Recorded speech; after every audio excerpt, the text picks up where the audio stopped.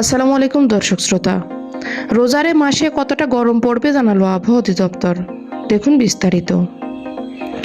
শীতের মাস ডিসেম্বর ও জানুয়ারিতে দেশে তাপমাত্রা স্বাভাবিকের চেয়ে বেশি ছিল।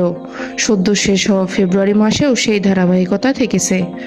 গত রোববার থেকে শুরু হয়েছে পবিত্র রমজান মাস। মার্চ মাস জুড়েই থাকবে রমজান। আবহাওয়া অধিদপ্তর বলছে, চলতি মার্চ মাসে তাপমাত্রা থাকবে স্বাভাবিকের চেয়ে বেশি।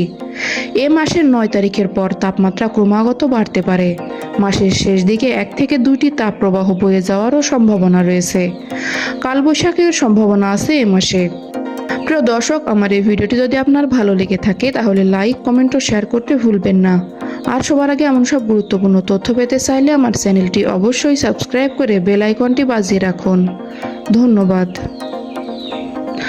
আবহাওয়া অধিদপ্তর আজ মার্চ মাসের দীর্ঘমেয়াদী পূর্বাভাস দিয়েছে এবং সেখানে এ মাসের পূর্বাভাস এবং গত মাসের পরিস্থিতি তুলে ধরেছে। চলতি বছর শীত ততটা পড়েনি।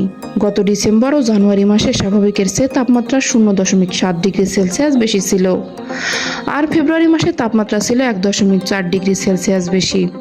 ফেব্রুয়ারিতে বৃষ্টিও হয়েছে প্রায় 77% কম। মার্চ মাস গরম শুরুর মাস। এবার শীত কম পড়লেও হালকা শীতের আমেজ এখনও রয়ে গেছে। আবহাওয়া অধিদপ্তরের প্রতিবেদনে বলা হয়েছে, এ মাসে স্বাভাবিকের চেয়ে তাপমাত্রা বেশি থাকতে পারে।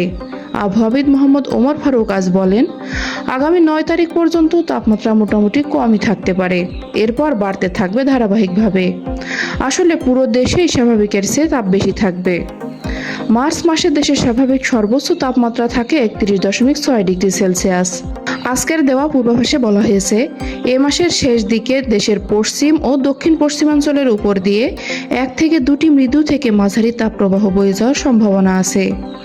এ মাসের 2 থেকে 3টি বজ্র ও শিলাবৃষ্টি হতে পারে এবং আর একদিন তীব্র কালবৈশাখীর সম্ভাবনা আছে।